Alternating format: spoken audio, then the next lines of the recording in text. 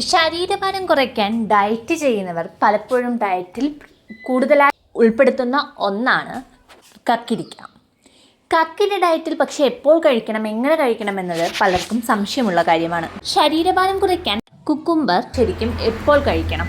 ഭക്ഷണത്തിന് മുമ്പ് കക്കിരി കഴിക്കുന്നത് വിശപ്പ് നിയന്ത്രിക്കാൻ സഹായിക്കും. അവയിൽ കൂടുതലും വെള്ളവും നാരുകളും അടങ്ങിയിരിക്കുന്നതിനാൽ വയറ് നിറയ്ക്കും.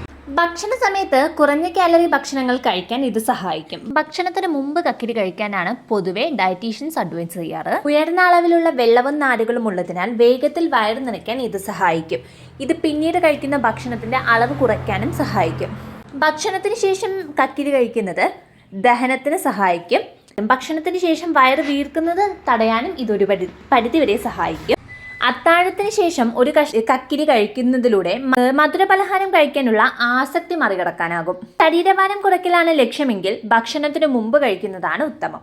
ഉന്മേഷദായകവും ജലാംശം നൽകുന്നതുമായ ഫലം കിട്ടാൻ ഭക്ഷണത്തിന് ശേഷം കക്കിരി കഴിക്കാൻ ശ്രദ്ധിക്കുക.